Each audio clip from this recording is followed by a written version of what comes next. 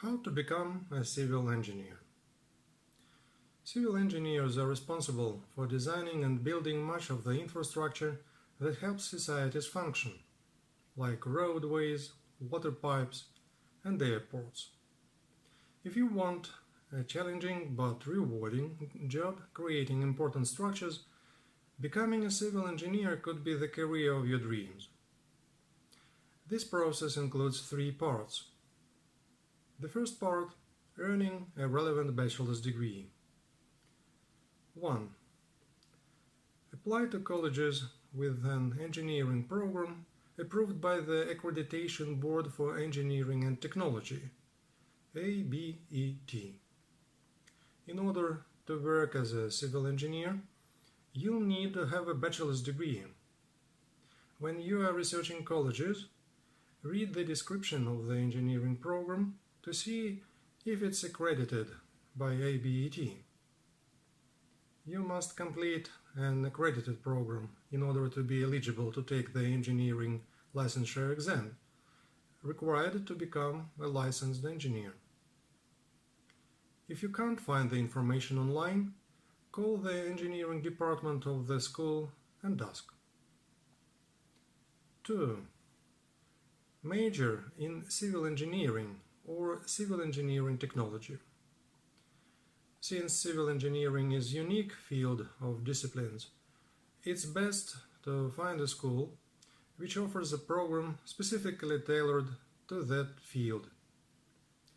Earning your bachelor's degree in civil engineering or civil engineering technology will help you land a relevant internship, as well as a position of an engineer in training, EIT, after college. 3. Choose electives that will build your engineering knowledge. If courses like geology, physics, computer-aided drafting, and chemistry are not included in the required curriculum of your engineering program, take them as electives. Having a solid knowledge in these subjects will be useful as you start to take on large-scale projects in the real world. So study your lecture notes and textbooks for these classes as diligently as you do your required coursework. Talk to your advisor about the different electives that are available within your major. They will likely be able to recommend the classes that will be most useful in your career. 4. Apply for a civil engineering internship while you are still in school. Some civil engineering programs will require a semester-long internship as part of your education. If this is the case, your advisor or program head will be able to help you through the internship application process. If your school does not require this, consider checking job boards online to try to find a summer-long engineering internship in your area. 5. Choose a concentration if you want to narrow your focus. A civil engineering degree is a broad area of study. If you would like to focus on one facet of civil engineering, consider choosing a concentration. There are a number of options for concentrations, including construction engineering, structural engineering, and geotechnical engineering. These usually require additional 12 to 18 credit hours, which cover topics specific to the specialty. You might even be able to get your internship in the area related to your concentration.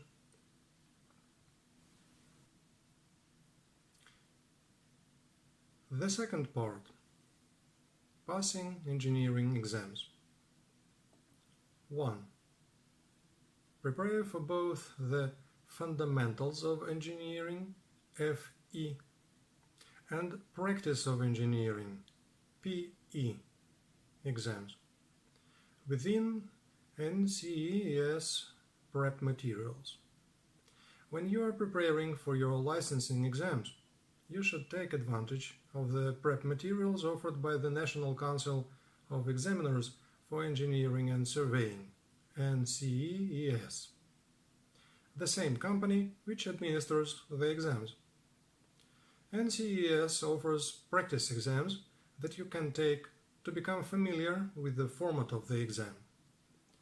They also provide copies of their handbooks, which you will be able to reference during the exams.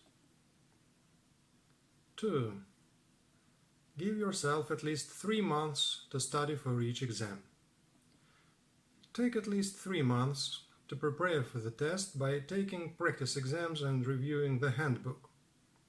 Aim to study for 1-2 hours a day, every day leading up to the exam. You might find that you need less time to prepare for the FE exam since you'll be freshly out of school, but you may need as much as 6 months of study to prepare for the PE exam. 3. Take sample tests to help you study for the FE and PE exams. Depending on your field of study, the hardest part of the FE and PE exams is usually the general knowledge section, since these tests a broad range of subjects you might not be as familiar with. For example, an electrical engineer might not have as much knowledge about beams. Practice exams can help you identify the areas you might struggle with during the test. 4. Take the Fundamentals of Engineering exam, FE exam. After you graduate, you should take the Fundamentals of Engineering exam. This is the first step in becoming a licensed engineer, regardless of your field of study. The FE exam is administered by the National Council of Examiners for Engineering and Surveying. It's an open book, multiple choice exam that is about 8 hours long and cover basic and advanced engineering principles. To prepare for the FE exam, sign up for a review course and take sample tests online. Since you will be able to use your book during the test, get a copy of the NCEES handbook and become familiar with its contents. This will help you easily access the information you need during the test. 5. Pass the Principles and Practice of Engineering exam, PE exam. Once you've completed 4 years of field experience, you'll need to take the Principles and Practice of Civil Engineering exam. This is an 8-hour open book exam with 80 questions related to advanced civil engineering concepts. The PE civil exam is offered twice a year. The PE exam includes 2 parts.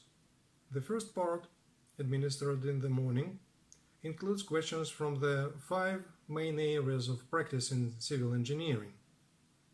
These include construction, geotechnical engineering, structural engineering, transportation, and water resources and environmental engineering. The second part of the test, given in the afternoon, focuses on a single one of these 5 areas of practice, selected by you when you register for the exam. The PE exam is necessary to become a licensed professional engineer. The test is designed to be challenging, but not impossible to pass, so take preparation seriously.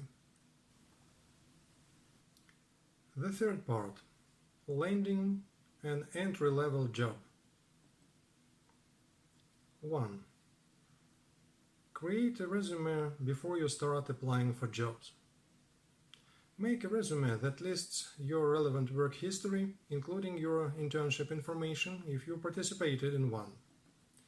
Have a section about your engineering education, and another listing your skills and qualifications, as well as your score on the FE exam.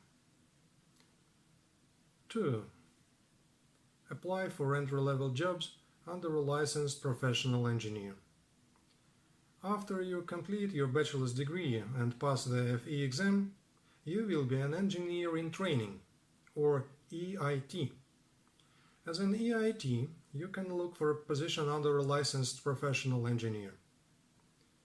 You will need at least 4 years of experience as an EIT before you can take the PE exam to become a licensed engineer yourself. Use job boards to search for entry-level civil engineering jobs like junior civil engineer or engineering aide. Start by searching for jobs close to you, then expand your search to areas where you would be willing to move. Submit your resume to the jobs you are interested in. 3. Look for jobs in the specialty you want to work in. If you are hoping to build roadways, for instance, you might search for entry-level engineering jobs with your state's Department of Transportation. If your potential employers see that you are passionate about your career path, they'll be more likely to consider you for the position. 4.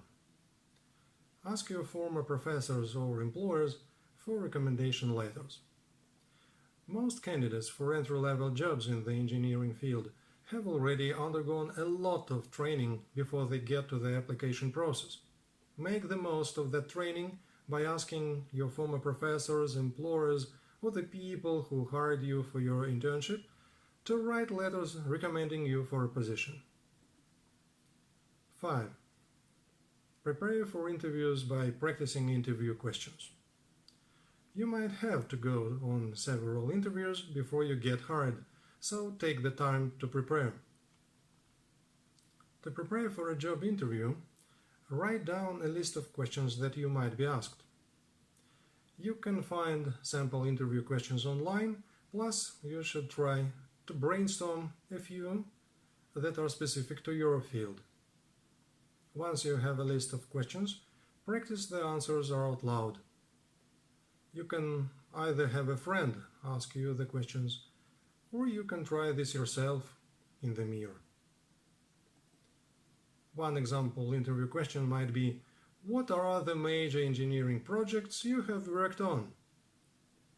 You might also be asked about engineering software you used in school or during an internship. Conclusion. If you want to become a civil engineer, get a bachelor's degree in civil engineering or civil engineering technology from a college with an accredited engineering program. While you are in school, take classes in geology, physics, chemistry, and computer-aided drafting to help prepare you for the field. Try to get good grades in your classes and impress your professors so you can ask them for recommendations for internships and jobs.